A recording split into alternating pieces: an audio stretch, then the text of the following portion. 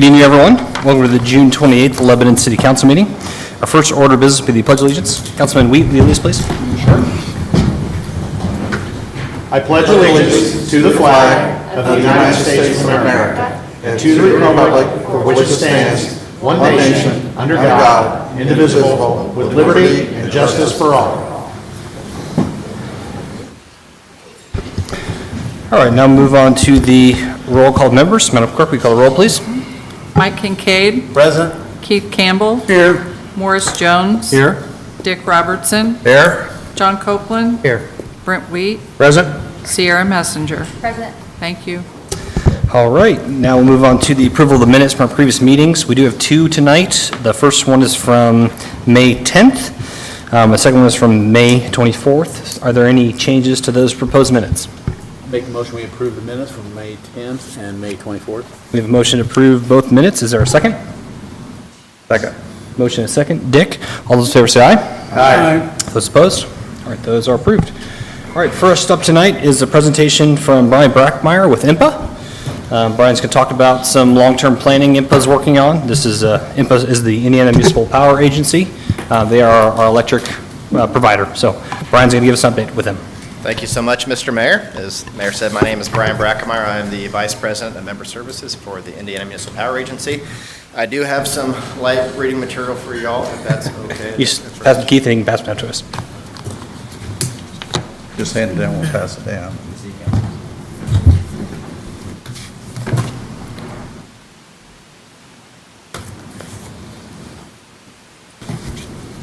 So, as we wait for some of that material to come down, I'll give you a quick little overview of what's inside your packet. Up on the left side is, for someone like me that likes things quick and easy, we've got a one-page infographic about IMPA, who we are, what we do.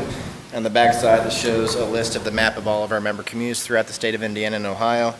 It shows where some of our solar parks are and some of where our other generation facilities are located. Behind that, if you're looking for something to read on a Friday night when you're bored and can't sleep, we have our annual report here as well to show some good financial data about IMPA. On the other side, have a couple items. One is going to be the presentation I'd like to walk through this evening. And then directly behind that, have a rate comparison of how Lebanon Utilities stacks up against utilities in the surrounding area, some investor-owned utilities all throughout the state of Indiana. We'll point out, if you do take a look at that, that's something that you should be very proud of. Congratulations to Ed Basketball and the Lebanon Utility Service Board. Does a phenomenal job when you look at what the city of Lebanon and the residents pay compared to other utilities. By no means does anybody like to open a bill, myself included. It is much better and cost effective than what some others have too, so congratulations to all of you for that. Does everyone have your materials? All right, thank you much. Before we walk through the presentation, I actually wanted to start off with a thank you. IMPA was established by what we call our 11 founding fathers in 1980. We would not be anywhere where we are today without those 11 communities. Lebanon was one of those founding fathers, and for those 11 communities that thought that they were either generating their own electricity themselves or if they were purchasing from an investor-owned utility, and they thought that, hey, let's join together, use economies of scale to increase our purchasing power, to lower our overall cost. And that model, we believe, is proven to work, and now we're over 61 members with a little over $2 billion in assets too, and believe we've got the lowest wholesale rates in the state of Indiana. So thank you for your leadership and forthright in that. So as go through the presentation itself, a little background, I guess, is IPA's current power sales agreement with the City of Lebanon expires in 2042. Those original contracts were signed in 1982 with a 50-year term, and when you think about it, actually 26 communities at that time signed a 50-year contract with an agency that had no assets, no revenues, no nothing, and now, like I said, we've grown substantially since then too. So again, that foresight to be able to create something we believe is truly special is incredible. But now, after nearly 40 years or so, due to some changing environmental and economic concerns, we're looking to, I guess, revamp what our generation portfolio looks like. When we make a decision of any kind, we always take into effect our mission statement, which is to provide low cost, reliable, and environmentally responsible electricity. So on the front of that is low cost, right? And especially coming out of the pandemic, we want to make sure our rates are cheap as possible for our members and the residents of their community. So as we look to plan for the future, we need to look at what the cost of that's going to be too. And we're looking at, $3 to $4 billion as we continue to revamp that portfolio. So the longer we're able to, finance these investments out for these new generation facilities, the lower our cost is actually going to be, so we can go ahead and sustain our low rates. On that next page, we believe we've done a very good job of that. Since 2017, we've actually decreased our rates a little over 2%. When you look at the landscape or any time, I believe when I look at the newspaper and I see a utility and rates, it's usually for an increase, but we're fortunate to be able to decrease it over the last several years. And if you look on the next page, which was slide 4, we've been amongst or the lowest in the state of Indiana for the past 10 plus years. So that's something that we need to be proud of. And again, as a not-for-profit, we do not pay dividends to shareholders. Everything goes strictly to our members to make sure our rates as low as possible. As we look to plan for the future, slide 5 shows a survey that was conducted by Energy in the American Mind. Obviously, there's a million of different surveys about generation itself, but we believe this one is pretty non-biased and interviewed Republicans, Democrats, liberals, conservatives, people that are red, white, blue, green, and it's becoming more predominant that people not only support the use of green and environmentally responsible generation sources, they want those for their energy consumption as well. On slide 6, when you think about how surveys like this impacts the political winds on the federal level and the state level, that's something that we take into effect, especially when you hear things like the Clean Power Plan rule, a variety of new carbon tax proposals, the Green New Deal. We are always trying to be prepared for what that public perception is and then what rules end up being made for us to accommodate, because we don't make the rules, we just kind of play in the sandbox. Slide 7. Please want to emphasis on this is a theoretical graph. We have a lot of engineers that love to make nice fancy graphs that work for us at IMPA, which are incredibly smart. But when you think about what our current generation portfolio looks like, and we'll get to that in a second, theoretically in the future, the higher percentage of your portfolio that has CO2, most likely there's going to be some compliance costs that go along with that too. So if we look at where we're at right now, our price could be considerably higher than it would be if we were more energy efficient. So when you look at how we'd get to something that's a more greener type portfolio, we'd need to invest more in wind and solar and battery technology, which we're doing right now. Slide 8 gives you that snapshot of what our portfolio looks like right now.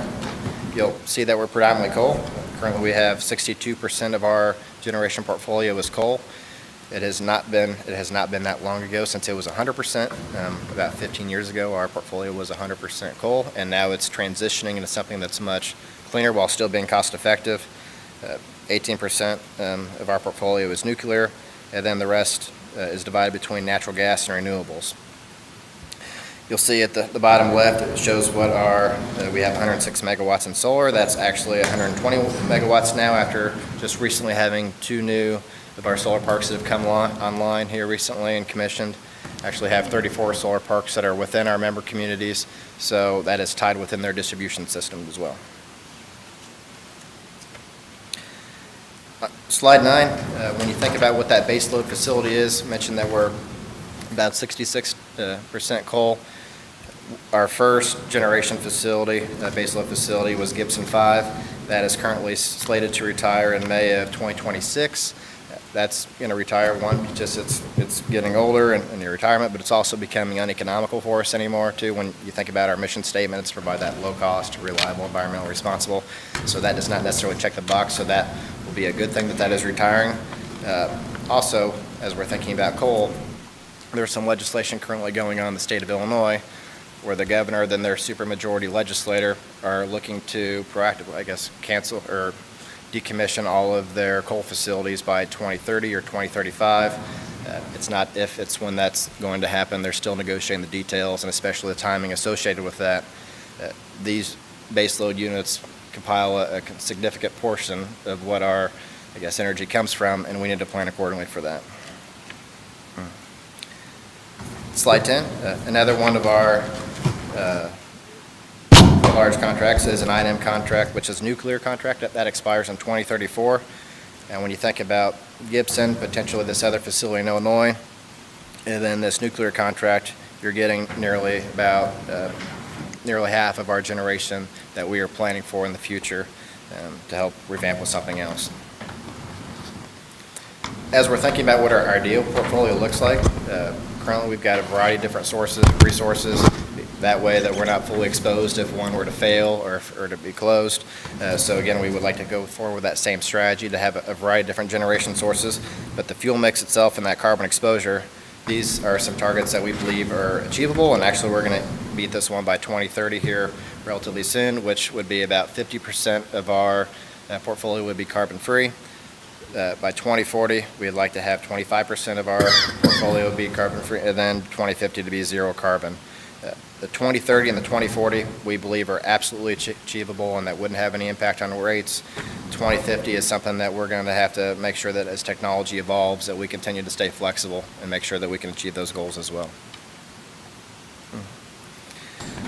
Slide 12 is a little bit what some other investor-owned utilities are doing. You can see that we're not in this alone. AEP, Duke, Veteran Centerpoint, and NIPSCO have all announced plans to close all of their coal facilities and then invest in renewable type technologies and combined cycle. The next page, slide 13, the cooperatives in Indiana are undergoing similar type of planning. Hoosier Energy is part of Southern Indiana, Wabash Valley Power is part of Northern Indiana, then they are the G&T for our neighbors here locally as well. They are in similar discussions with their members to plan for the future and financing as well. Slide 14 kind of hits at the lead time and the planning process for all this. Heard me mention that we've got facilities that would be retired in 2026 and then a contract expiring in 2034.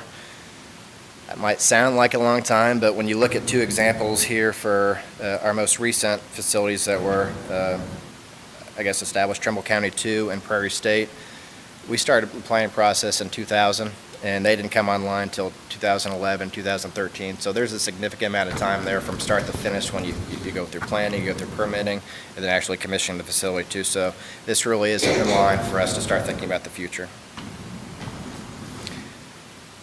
And slide 15, it's hard to think about the future if you're not including the cost as a component of that too, right? Very similar to a mortgage. If you're going to go and finance a house, the cost for your monthly bill is going to be very different if you're financing for a 10-year period versus a 15 or a 30-year period too. So we're thinking along the same lines, again with our motto at heart, which is to provide low-cost, reliable, and environmentally responsible electricity as well. Yeah. Slide 16 just continues to wrap it all up. Reminder that our current contract expires with the city in 2042. There is a 10-year termination notice with that. We are proposing the contract to extend that 8 years from 2042 to 2050, but then to have a 30-year termination notice associated with that, primarily because we're going to be looking at bringing online a variety of different units, and this allows us to be nimble and flexible so we can pick strategically the right generation source that's the best use for our members. And what's great about IMPA is, as a member, you have a seat at the table, and so grateful to have Ed Baskel as our commissioner and representative to our board. Investor in utilities, you don't have a say, but now our members are the key decision makers of the future of what our agency looks like.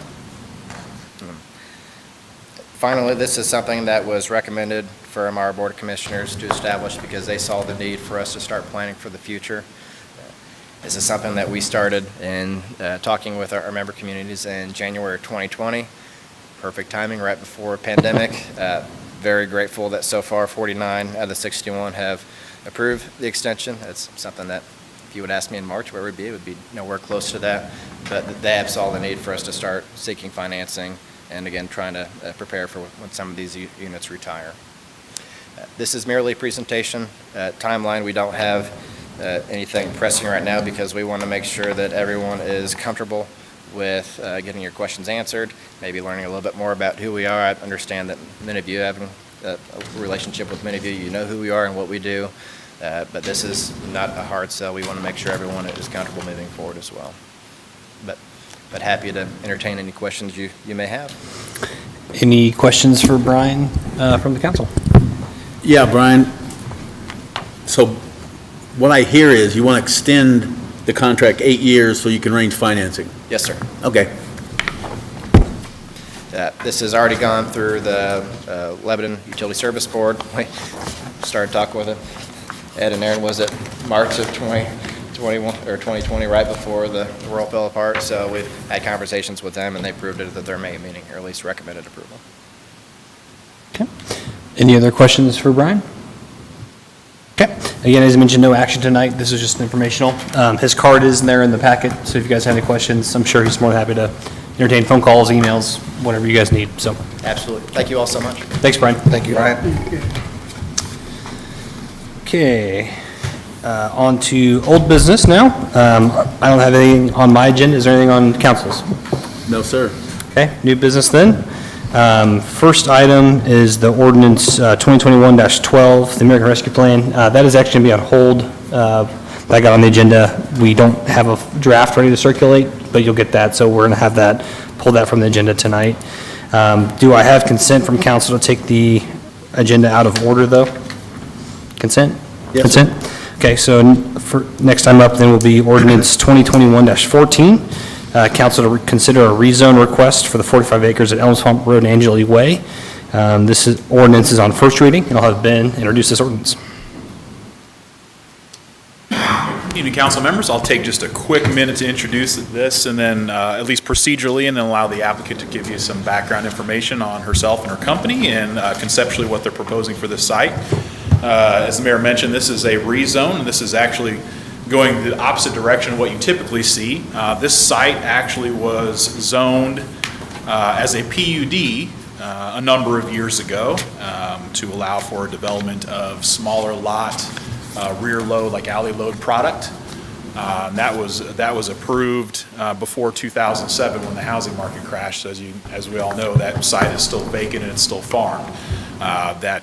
There wasn't any demand at the time for any housing, so that project didn't move forward, and it hasn't moved forward. So now we have an applicant that's looking to do a more traditional residential development on the site, so they're actually seeking to rezone the property from that PUD zoning back to a traditional single-family residential SF2 zoning classification, where they'd be looking to do a plat on this site and develop with residential homes. So this is the first step in a multi-step process. We're going through the rezoning process. This comes to you from the Plan Commission with a favorable recommendation, unanimous favorable recommendation, 8-0, on the rezoning request.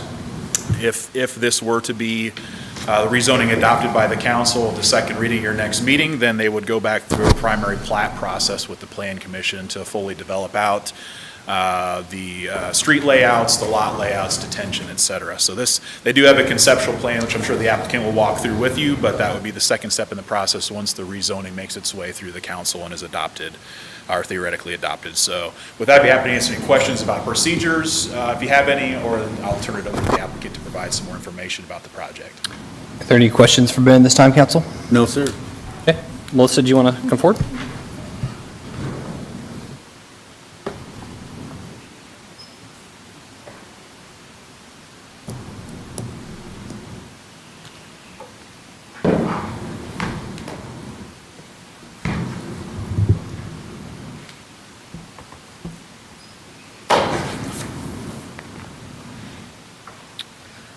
Ben, where does this get plugged in? Sorry. Maybe there? Sorry. Okay.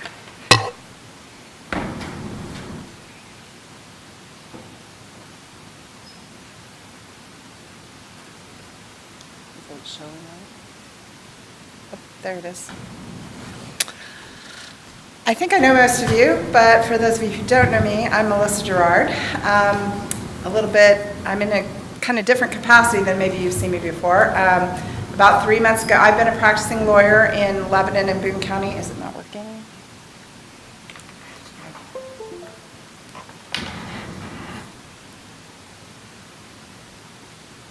No? There it goes. There it goes. Okay. Okay. I've been a practicing attorney in Lebanon and Boone County for 20 some odd years. About 3 months ago, I decided to roll up my law practice and become a full-time real estate developer, which doesn't surprise those of you who know me very well that I would want to do this.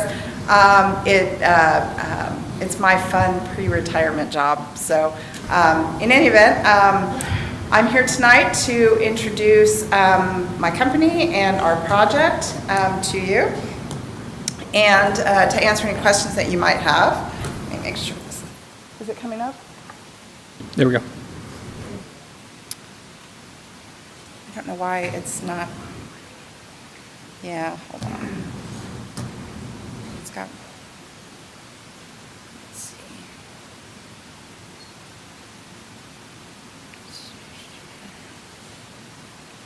Close it down and start it again. Okay.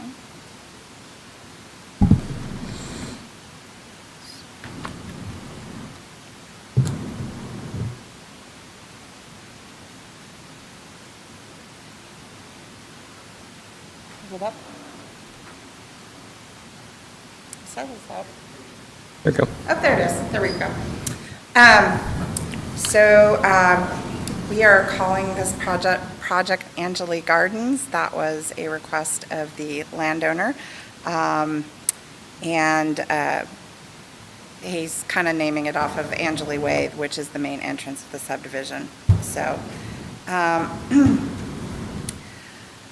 my company is a 4-Star Development Group. 4-Star is the largest national real estate residential lot developer in the country. We have operations in 54 markets in 22 states.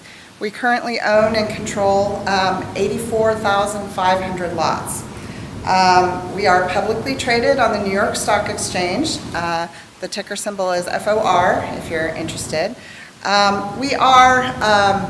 And one of the incidents of that is that we don't use bank financing for our projects. We have access to capital equity markets. So I know in a previous iteration there was a bank foreclosure of this. You will not see that with our project. We are 65% owned by D.R. Horton, which is the largest residential builder in the country. As a consequence of our relationship with D.R. Horton, they have certain contractual rights to our product, including this project. They have basically a right of first refusal on the product, although we do intend to market it to some other national builders. And nationally, we do business with Pulte and Dries and MI. We do not do business with Arbor or Lennar. Lennar is kind of like D.R. Horton's biggest national competitor for national home builder, so we don't play in the same sandbox as our D.R. Horton is our largest customer, so we don't do that to them. So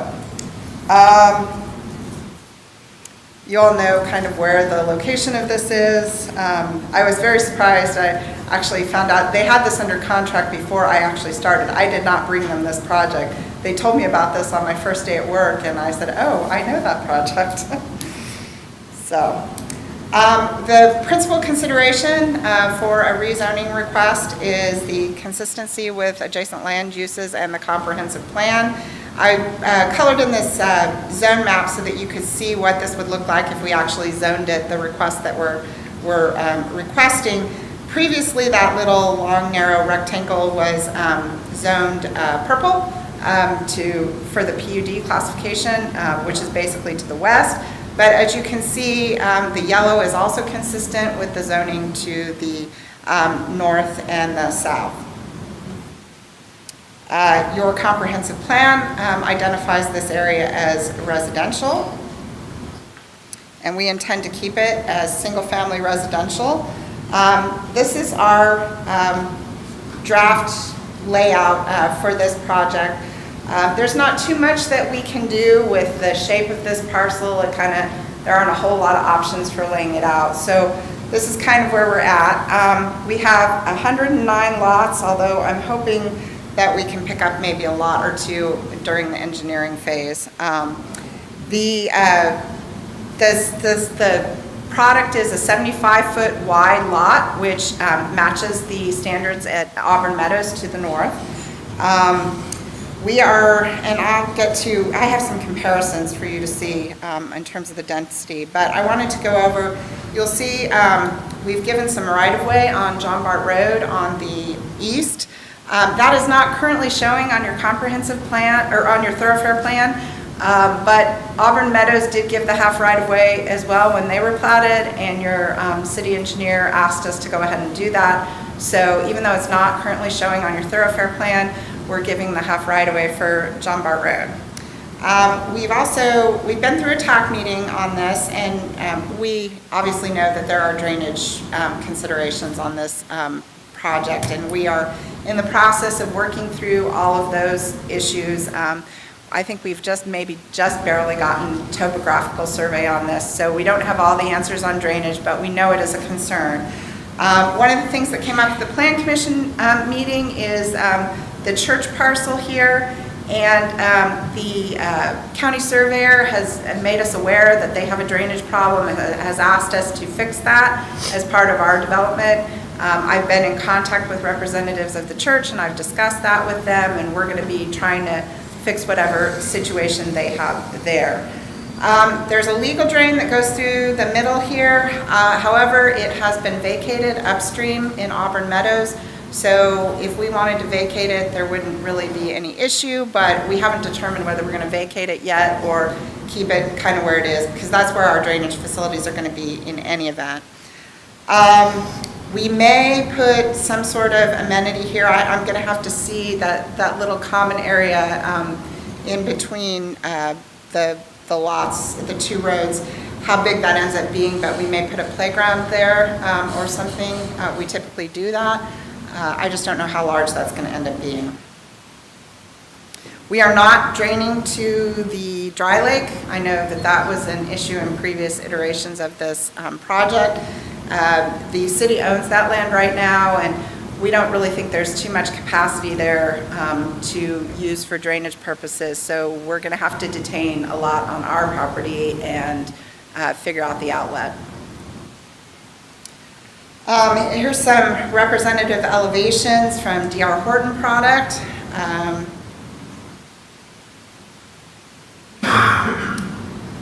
I've actually done a fair amount of analysis of the densities of a bunch of various subdivisions in the city of Lebanon, and I wanted to give you this comparison because I think it helps you visualize exactly what the project is. So the closest comparable density that I could find to our product at 2.42 is actually Morningside. Although Morningside is a much older subdivision and doesn't have drainage detention requirements because they weren't a rule when it was platted. So we will have much more aggregated open space with the ponds and the open space requirements of your ordinance than Morningside did. But as you can see, Morningside's at about a 2.41 density. We're at about 2.42. Auburn Meadows is at 2.72, so they're actually slightly more dense than our product will be. But that's a good transition, going from a little bit more dense to a medium density down to Chadwick, which is less dense. I'm not quite sure why that worked out. It may have something to do with the detention requirements being more stringent now than when Auburn Meadows was platted, because we're kind of meeting all the same bulk standards and area standards of Auburn Meadows. I also wanted to give you a comparison to the existing zoning that's on the site, which is the Bradford Village PUD. That site would allow a 3.47 density on this site. So you can see this product is substantially less dense than what would be currently allowed under existing zoning. I also wanted to give you a comparison here of the bulk and area standards. You can see we've tried to match the lot size and lot width, and the maximum lot coverage will be identical because they're both zoned SF2 of Angeli Gardens and Auburn Meadows. I've gotten actually a couple text messages on my phone worried about that I'm building Sunbrook on west or east of State Road 39, and I wanted to include a comparison to show you exactly what the difference is here. Sunbrook is actually, their PUD allows 5,000 square foot lots on 50-foot lot widths with 45% lot coverage. So as you can see, That's a much, much, much smaller product than what we're proposing to put in on Angeli Gardens. Similarly, the existing Bradford Village PUD, it has two products in that PUD ordinance. They call it Parcel 1 and Parcel 2. I can't really distinguish the density because I don't know how many acres are in each parcel. It's not really delineated in the ordinance, but overall blended, it's about a 3.3. But Parcel 1 would allow 45,000 square foot lots with 40-foot frontage and 50% lot coverage. So that's a much smaller product. And then that actually is fairly comparable to Sunbrook. But it's a much smaller product than we are proposing with the SF2. The Parcel 2 of the existing zoning is a little bit bigger at 6,500 square foot lots and 45 feet width. But we are still about 30% larger in terms of our minimum lot sizes and widths than that standard. You may have some questions in terms of, actually I'll go back to this slide, the build out here. This project is actually on the fast track. We are trying to break ground this fall. We would like for this to be a fall project. The plan is that we would put in do the site work and the sewer and water and the streets before the snow flies, and then finish up with dry utilities in the spring. Probably you see the first building permits on this site late spring-ish, maybe summer. The product, I guess, I have some notes here. We're going to build it in 2 phases, basically working from west to east. We expect the average sales prices of these houses, and this is what we've submitted to our investment committee, to average between $330,000 and $389,800. With lot premiums and upgrades and things. Some will be more than that. That's just an average of what we're expecting. Actually, I'm thinking about buying one of these lots myself because I need to downsize, and I want to stay in Lebanon. But in any event, that is all I have. Unless you have any questions, I'm happy to answer them for you. Any questions for Melissa or Ben from the council? No, sir?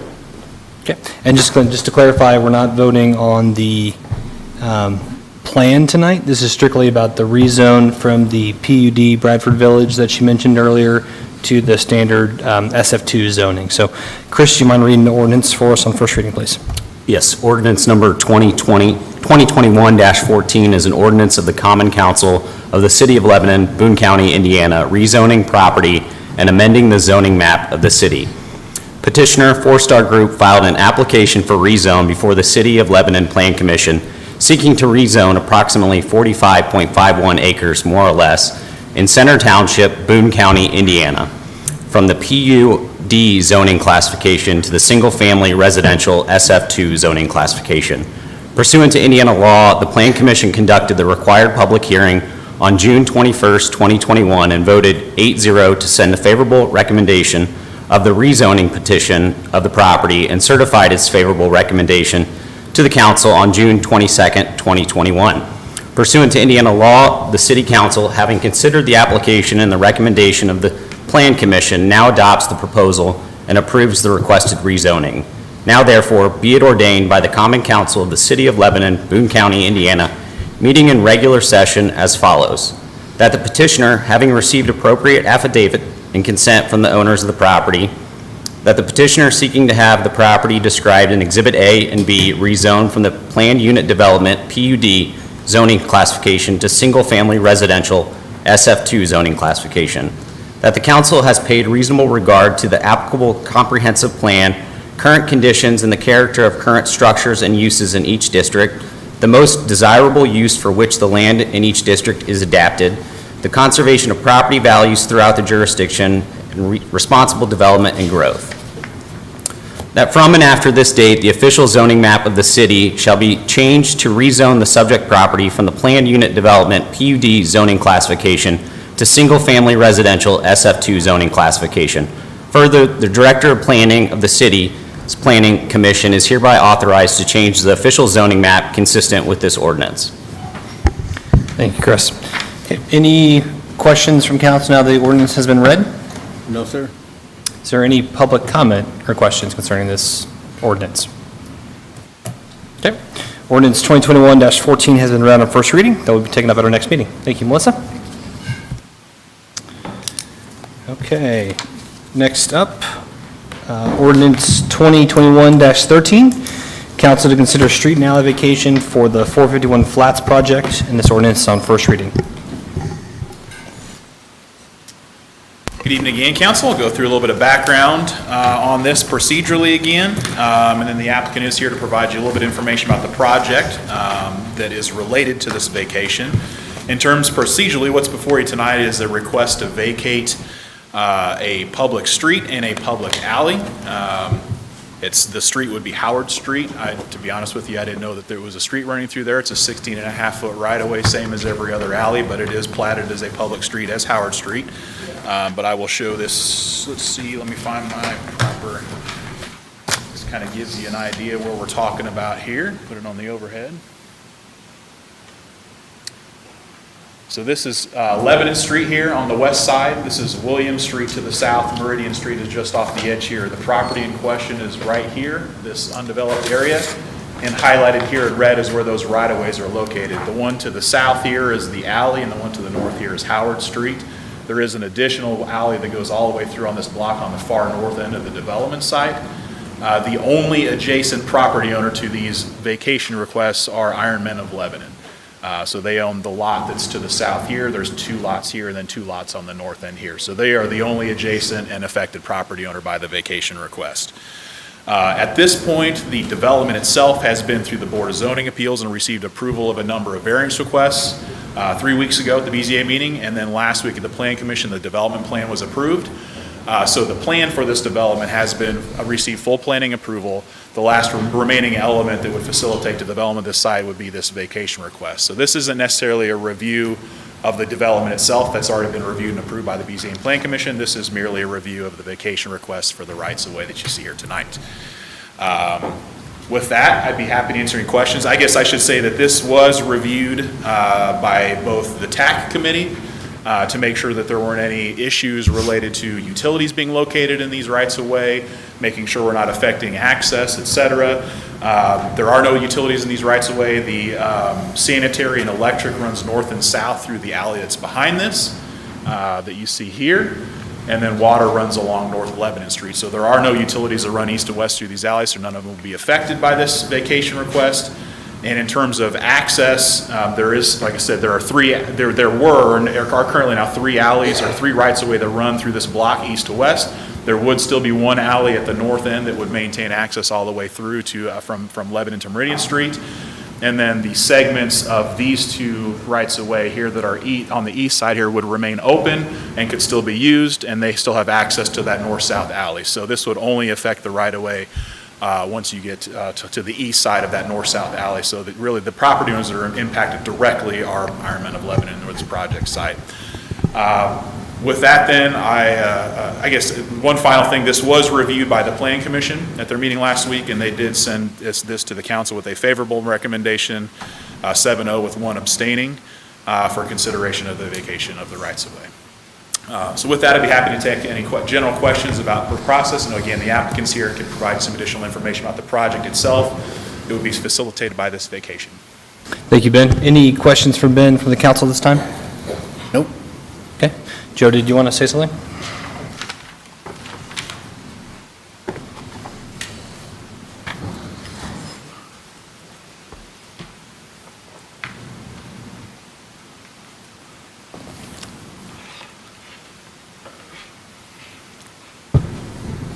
Where's this guy go? Oh, okay, thank you.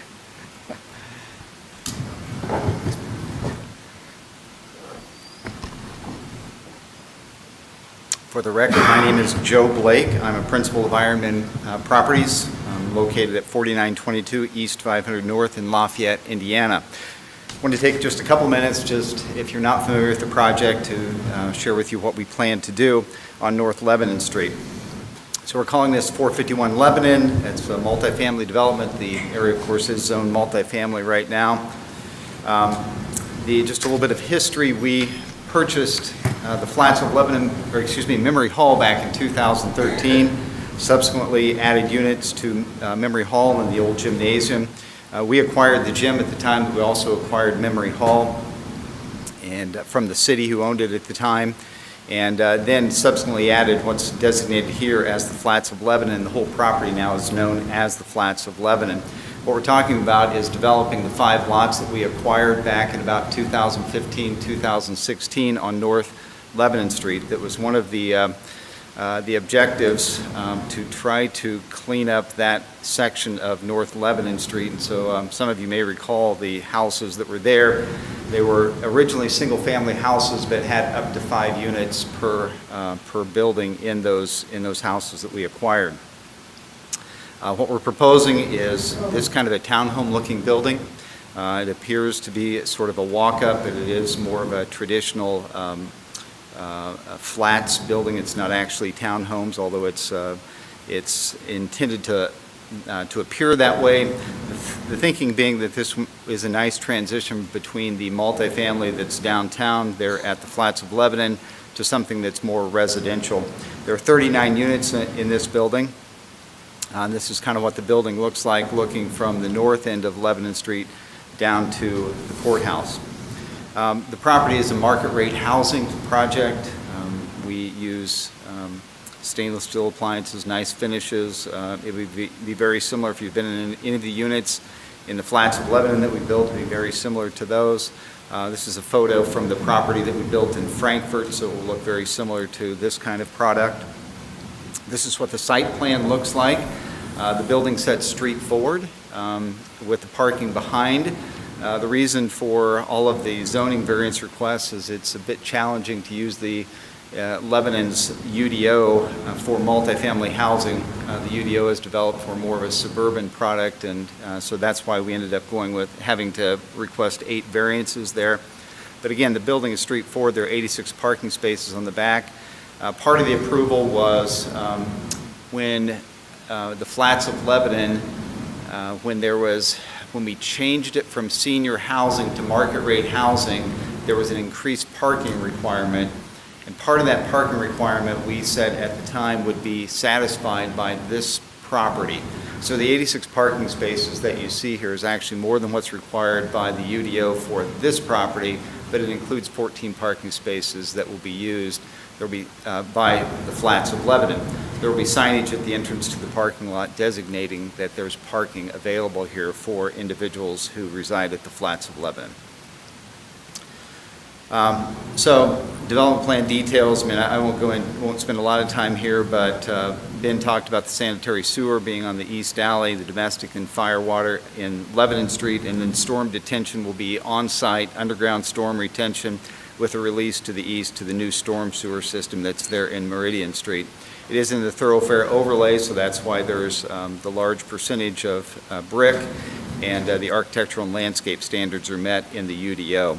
And so what we're requesting through the Plan Commission and through the City Council is the vacation of those 2 street and alleyway there. So I won't bore with more details, just a little bit about what our intention would be. Is that we are in the middle of drainage approval right now for the project, so if this is approved through the City Council, the alley vacation, then we would plan to start construction probably late August, early September, and have it open for occupancy summer of 2022. So I'd be happy to answer any questions that you have about the project. Are there any questions from council for Joe at this time? No, sir. Any additional questions for Ben? No, sir. Okay. Chris, I'll have you just read it and then open it for public comment, okay? Yes. Ordinance number 2021-13 is an ordinance of the Common Council of the City of Lebanon, Boone County, Indiana, to vacate public ways. The city is a duly formed municipal corporation within the state of Indiana, governed by its duly elected mayor and common council. It is the duty and responsibility of the council to maintain public rights of way for the benefit of the citizens and the city, and to vacate those no longer needed for the benefit of the public. There has been filed before the City of Lebanon Plan Commission a petition to vacate public street and alley right-of-ways in the Lanes subdivision of the city. The Plan Commission voted to send a favorable recommendation to the council for its consideration. It has come to the attention of the council that the request herein described is no longer necessary as a benefit to the general public and should be vacated. Now therefore, be it ordained by the Common Council of the City of Lebanon, Boone County, Indiana, meeting in regular session as follows. Pursuant to Indiana law, the city has the authority to vacate public rights of way and now finds that the public right of way identified in Exhibits A and B is no longer needed for the benefit of the public. After a duly advertised and published public hearing pursuant to Indiana law, the council finds it proper and necessary to vacate the public right-of-way identified in Exhibits A and B. The conveyance of the real estate shall be to Iron Men Properties of Lebanon. This ordinance shall be in full force and effect in accordance with Indiana law. Okay. At this time, I will open the public hearing on ordinance 2021-13. If you have any comments, please step forward. Please just state your name for the record and keep your comments concise as possible. While she's walking up there, I do have a question. Yeah, go Isn't there a house there still? It had a for sale sign right there on the corner. It's, That, it doesn't include that house. It's 5 lots to the north of that. so it won't be affected at all, that house or that property? For those at home that can't hear, Mr. Blake, yeah, that house is not part of this project. It starts with the vacant lot just to the north of that house and goes north from there.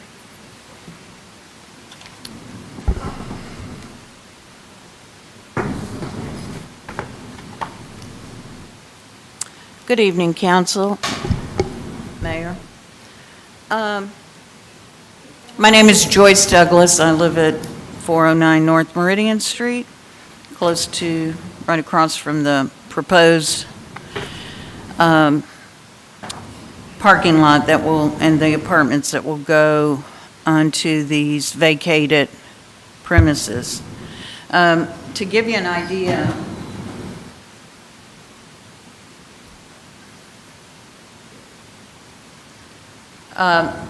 these are the alleyways.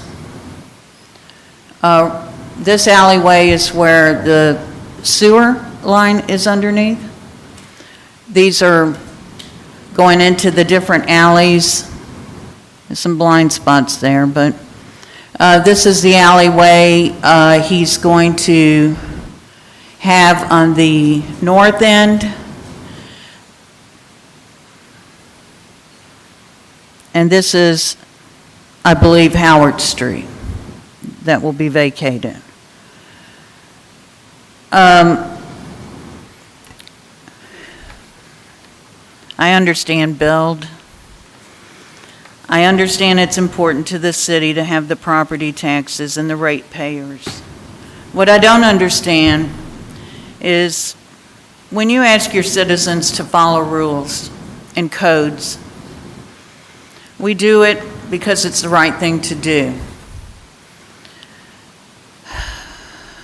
By definition of your code, a public alley is not a street. And from what I understand from attending multiple meetings on this project, if the alleyways are open from Meridian Street and they see the parking lot, they can either go south or north. That's on an alley. That is not meant to be a road to get around to the front.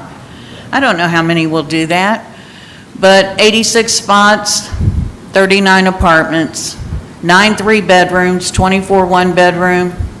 I forget how many 2 bedrooms, 12. With multiples living there, I gauge it at about 100 cars. And I'm not being off the Richter scale here. I'm just going to simply say this would be injurious to public safety and general welfare of the community. The result in the use and value of the area adjacent to the project being affected will be affected in a substantially adverse manner. And not to mention, you put up a parking lot, he has 2% open space, no green space. Where's that water going to go? That's an impervious surface you've just made.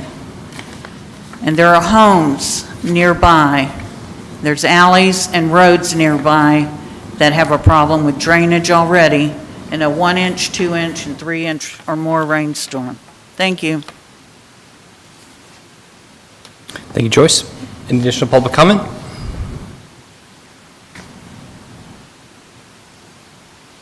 Good evening, John Messenger. I live at 518 North Meridian Street.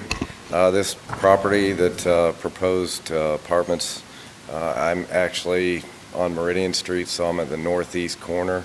There will be a dumpster right out my back door on my garage, which I'm not too pleased about. I grew up, obviously, in the house at 518 North Meridian. I own it now. Been in my family my whole lifetime. What troubles me about this project, the 5 vacant lots that you talk about, they were beautiful historic homes. I don't know what the historical value is on that street, but they're beautiful homes.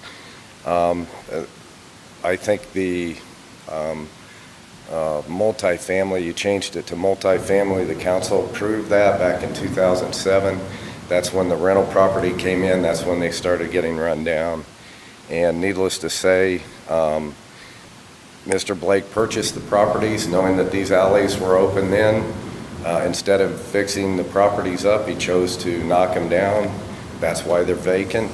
That's the history on that. I just troubled by a lot of things. The Planning Commission, there were 7 changes that were being made or asked variances. They were not unanimous. They barely passed a couple of them. I think Ben will agree to that. They had arguments where there's 7, I think on that alley now, there's 7 parking spaces that are backing out on the alley. You already have apartments on that alley where there's 12 vehicles that are backing out. It's going to put a lot of traffic down there. I have a granddaughter that's close by that I'll be watching, and I hope to have many more. I'm concerned about traffic flows. If nothing else, if you're going to shut down those 2 alleys, could you shut mine down too so I don't have traffic going up and down the alley? Where do we stop shutting down alleys? I'm not a fan of it. I don't think you've done it even downtown. You didn't shut down alleys. You've left them open. I think the alleys should be left open. I think I'm great for development. I think we've made a lot of nice changes, but I hope you just think of the people in the neighborhood. We changed the from residential to multifamily, and it's really, I'm really troubled by it. I'm going to have lighting coming in. I know it's supposed to stay there, but we've never had lighting back there. I think some of the changes that he wants to make will help the safety and security, but I am concerned about this has nothing to do with the alley closure there again, but I think you guys had problems with the parking prior to this. They went back, cut a few apartments out. I just have a lot of concerns. I just hope you think, you're all residents here, how it's going to impact the neighborhood, and I'm just not a fan of it at all, especially with the dumpsters sitting out there. If you go up to any of the properties that Mr. Blake owns now, there's the dumpsters are overflowing, even though they're dumped 3 times a week. That's going to be in my back door. I just don't approve of it. I appreciate your time for listening to this. I don't know how to fight it. You've had it on the webpage on the planning department for 4 months now, so I know it's coming. It's just unfortunate. I wish you'd think of the neighborhood around. I understand that it's coming, but it's really hurtful to see something like that come in my neighborhood. And that's all I had to say. Thank you. Thank you, John. Any additional public comment?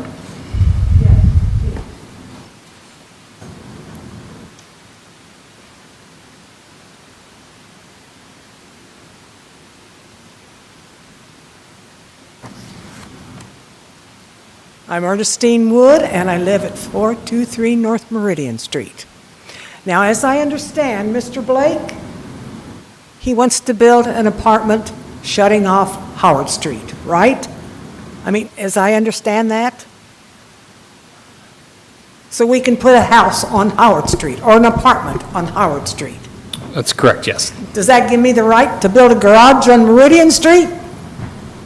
You'd have to request an alley vacation like he is. Oh, okay, I'll see what I can do.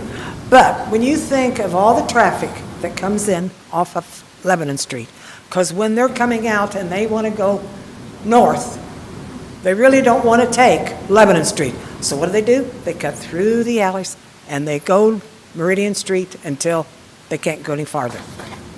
Think about this, people. It's wrong, and you know it's wrong. Yes, each and every one of you know it's wrong. I thank you. Thank you, Ernie. Any additional public comment?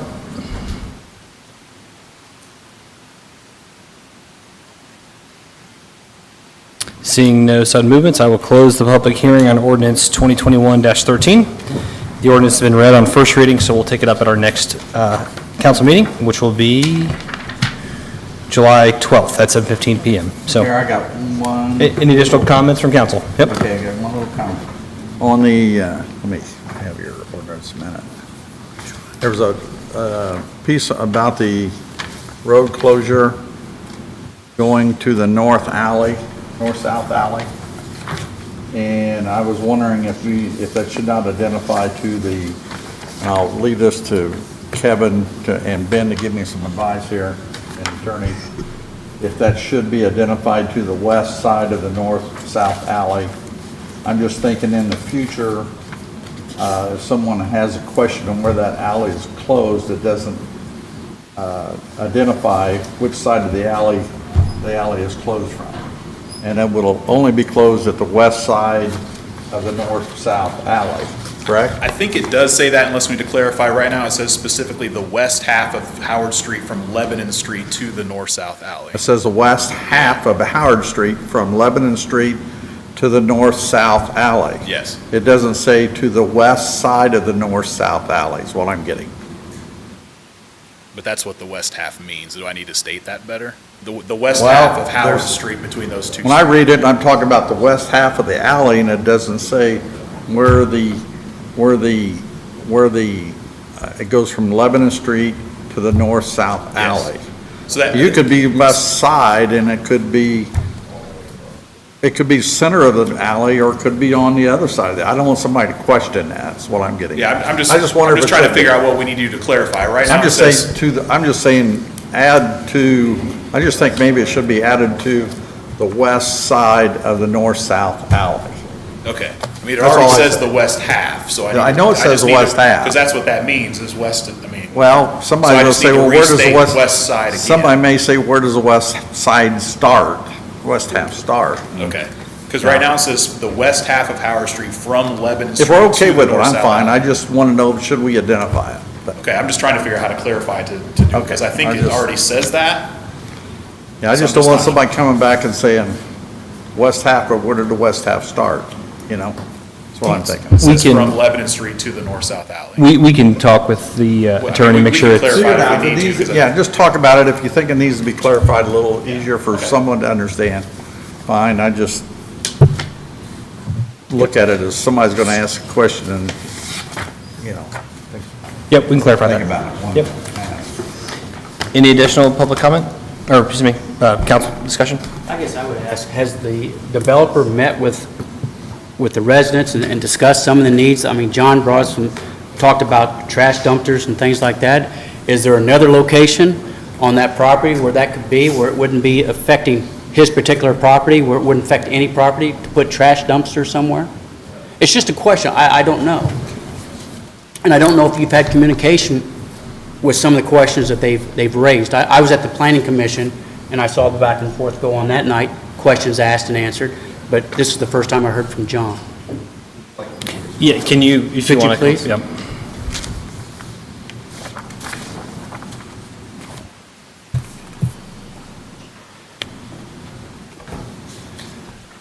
Just a few items that I made notes on that were mentioned.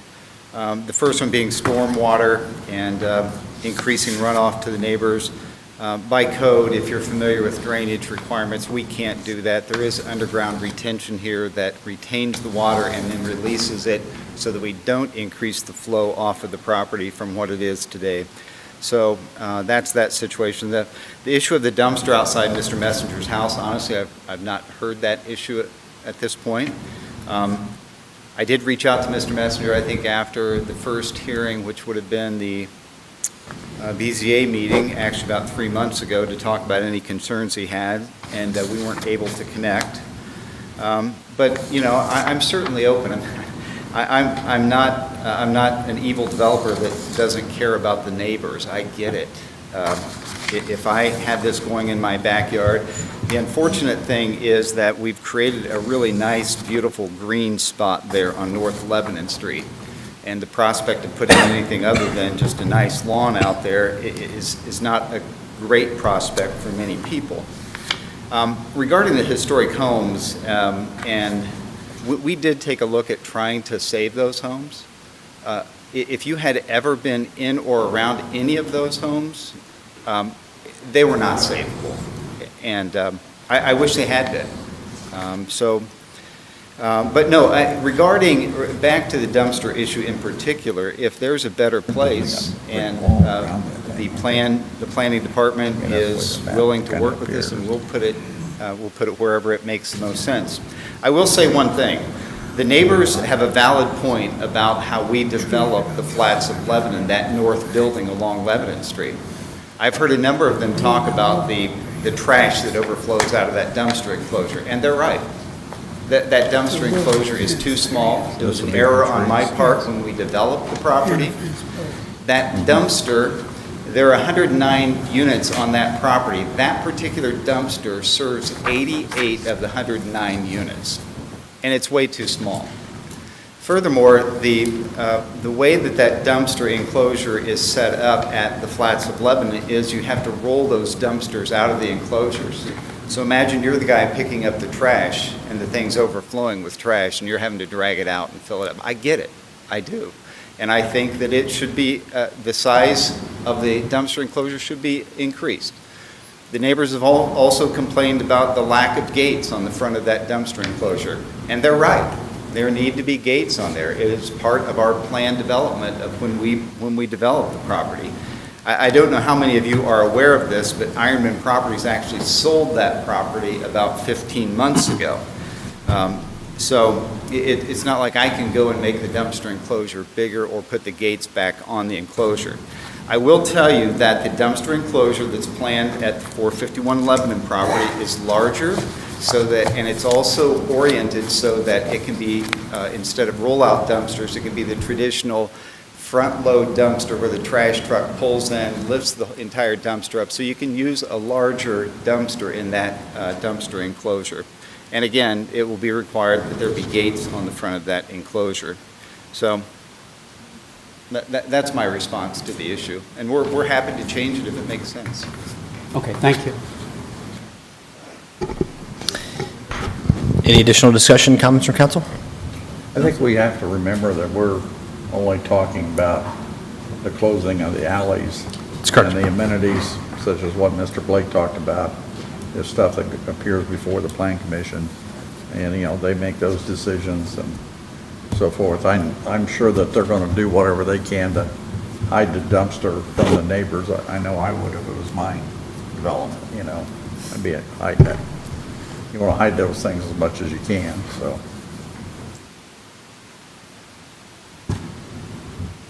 Any additional comments? Any final public comment? Okay.